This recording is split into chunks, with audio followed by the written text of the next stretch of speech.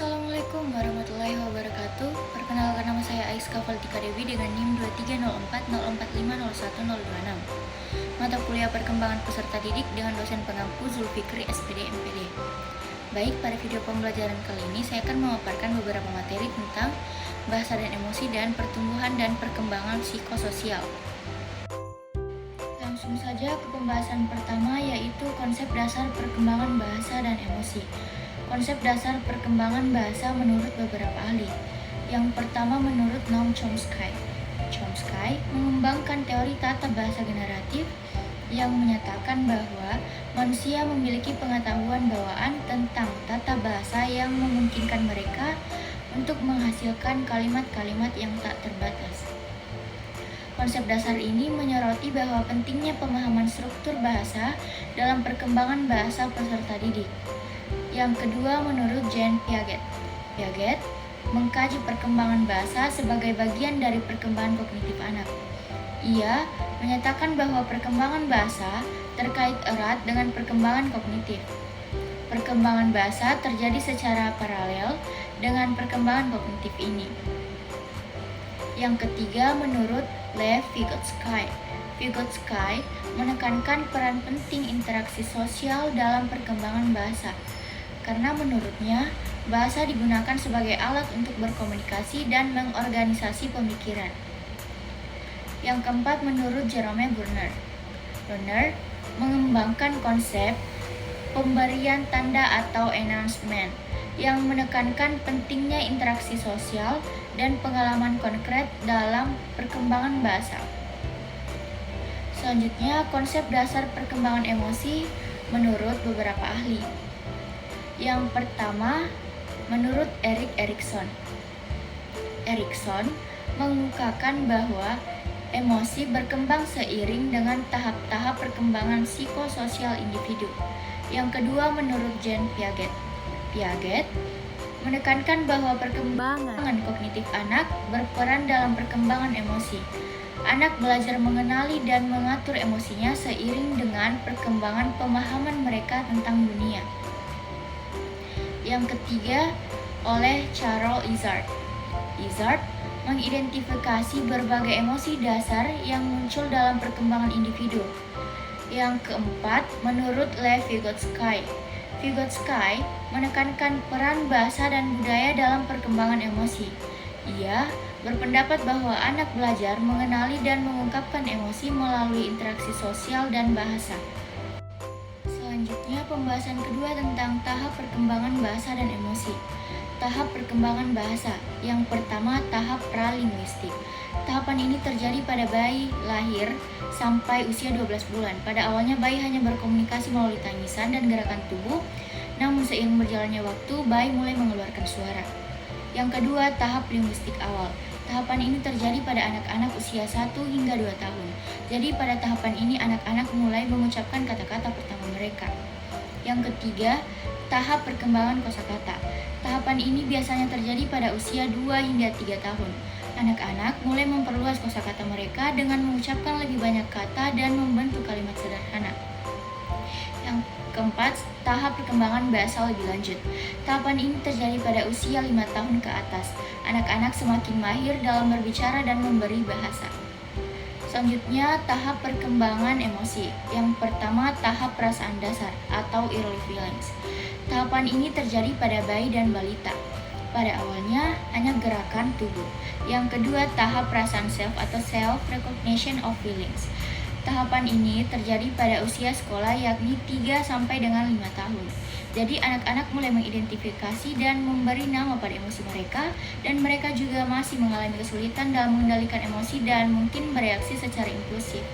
Yang ketiga, tahap perasaan sosial atau social awareness of feelings. Jadi, tahapan ini terjadi pada anak usia sekolah awal, yakni 6 sampai 12 tahun. Anak-anak mulai memahami bahwa orang lain juga memiliki emosi, dan mereka juga mulai mengembangkan empati terhadap emosi orang lain. Yang keempat, tahap pengendalian emosi atau emotion regulation. Tahapan ini terjadi pada masa remaja usia 13 sampai 18 tahun. Mereka mulai mengembangkan keterampilan untuk mengendalikan emosi mereka dan menyesuaikan reaksi emosional mereka dengan situasi. Yang kelima, tahap kesadaran emosi. terjadi pada masa dewasa muda, dan seterusnya.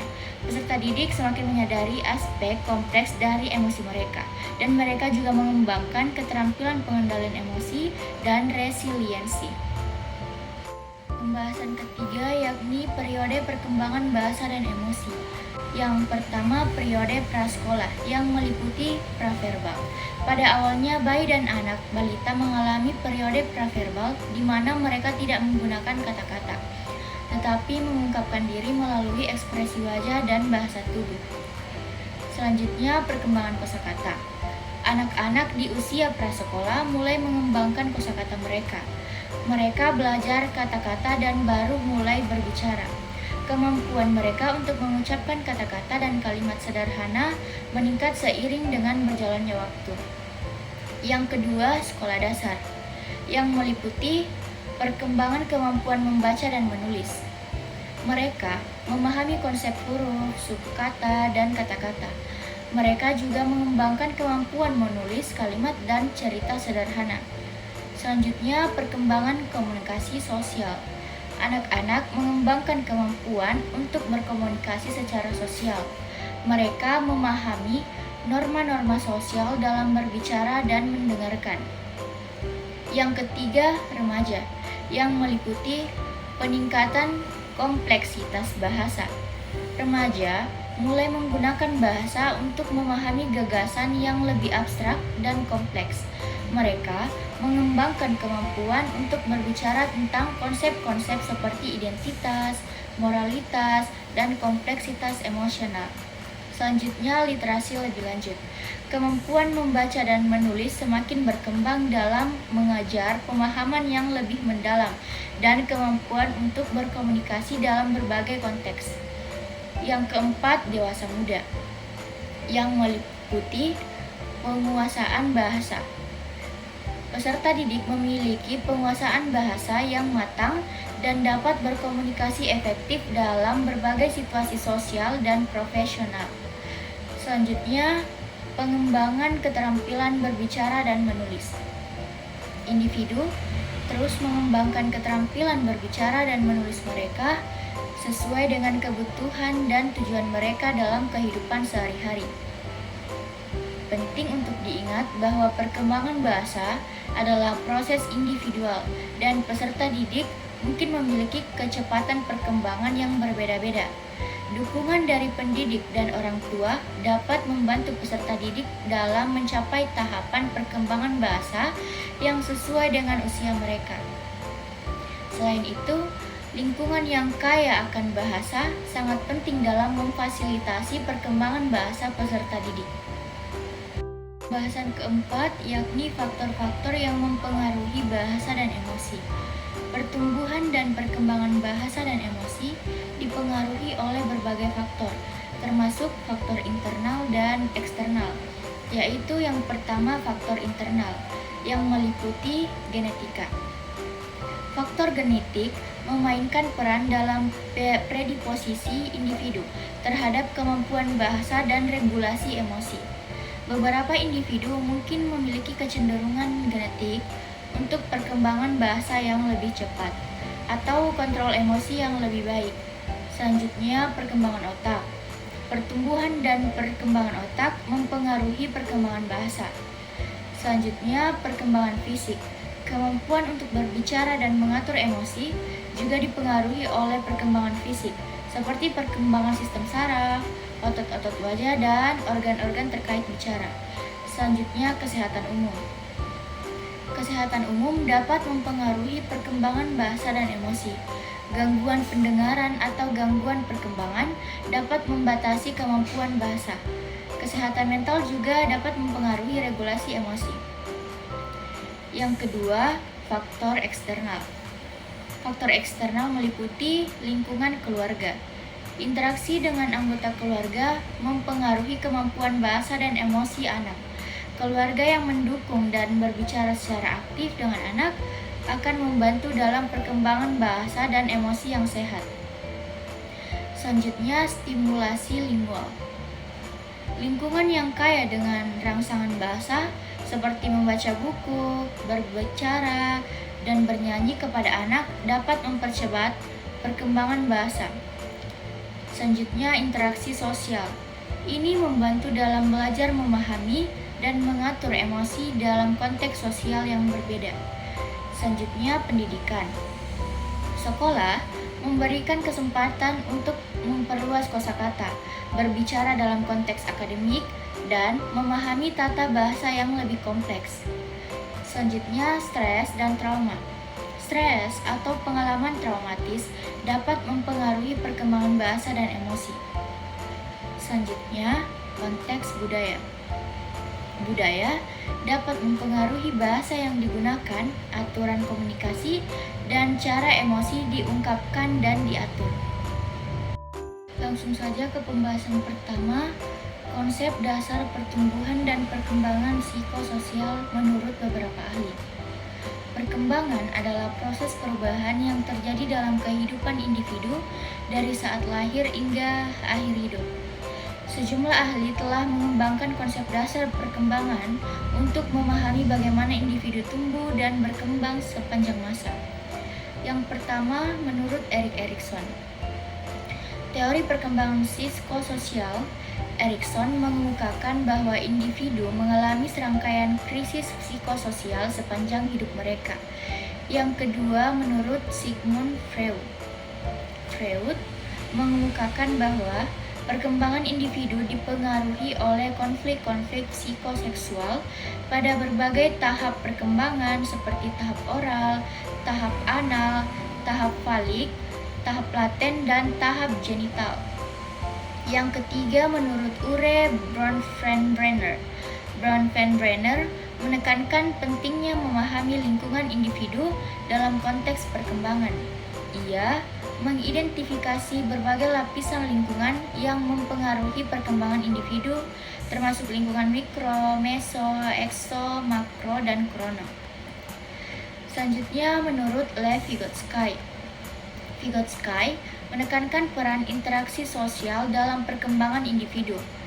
Ia memperkenalkan konsep zona perkembangan proksimal yang merujuk pada perkembangan individu untuk mengatasi tugas-tugas dengan bantuan orang lain.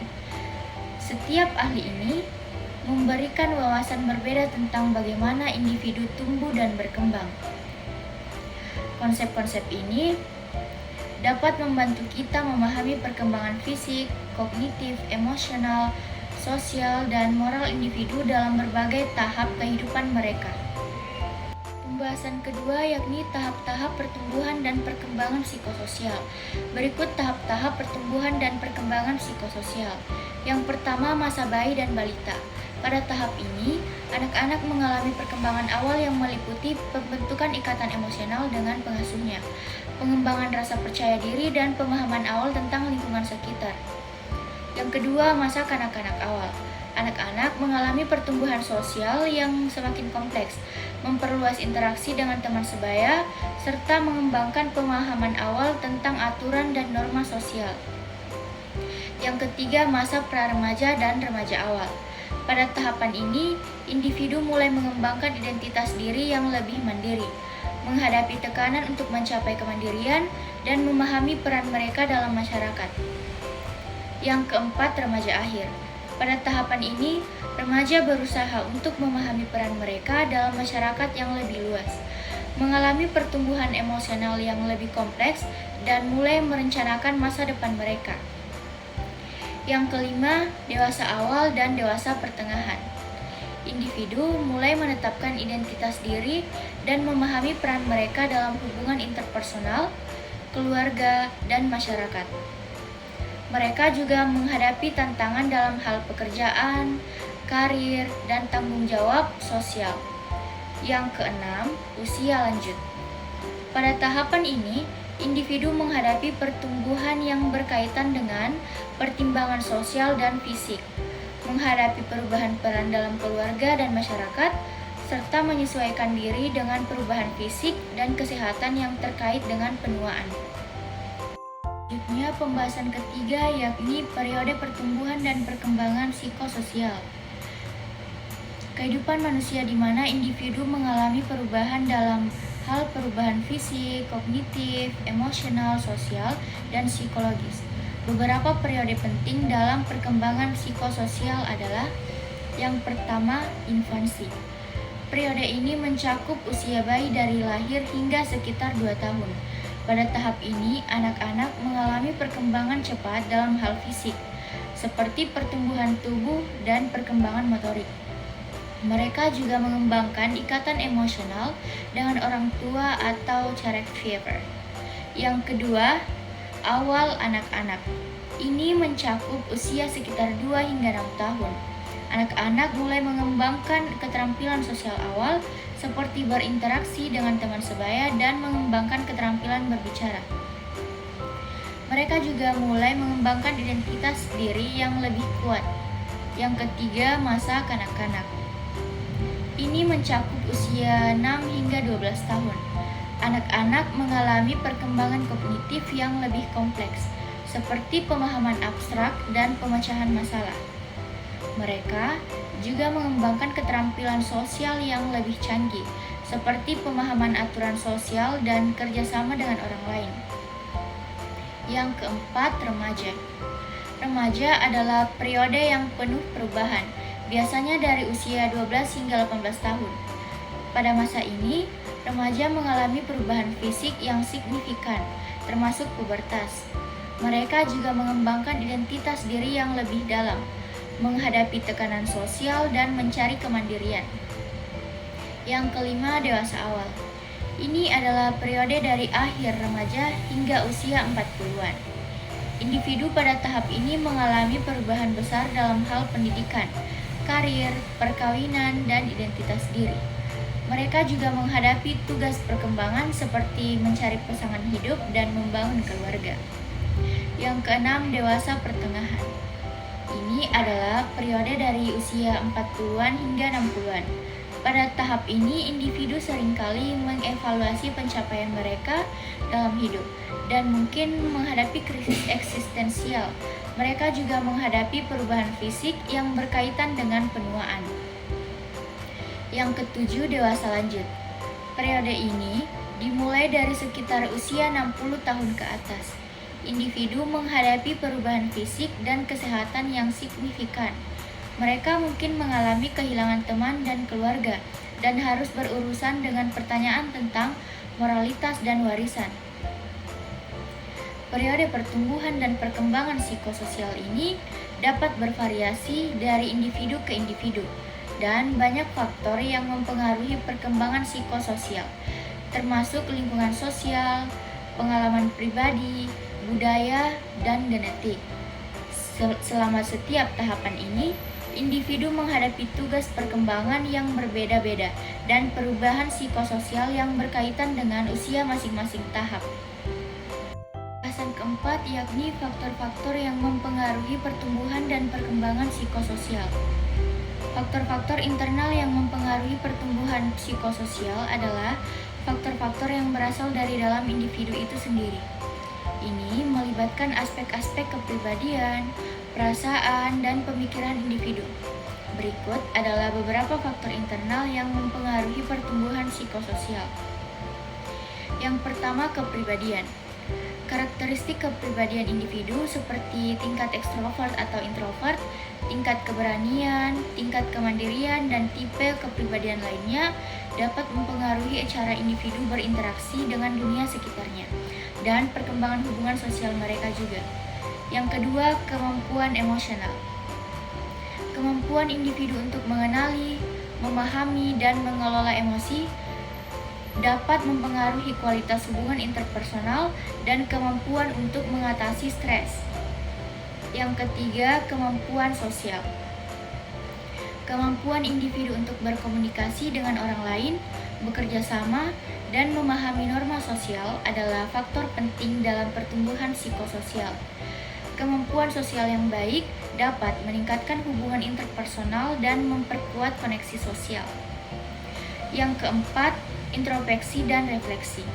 Kemampuan individu untuk melakukan introspeksi, merenungkan pengalaman mereka, dan memahami diri mereka sendiri dapat membantu dalam pengembangan identitas dan pemahaman diri yang lebih baik. Yang kelima, motivasi dan tujuan. Motivasi dan tujuan individu dalam hidupnya dapat mempengaruhi perkembangan psikososial. Tujuan yang jelas dan motivasi yang kuat dapat berinteraksi dengan dunia sekitarnya dan mencapai pencapaian sosial. Yang keenam, pengalaman pribadi.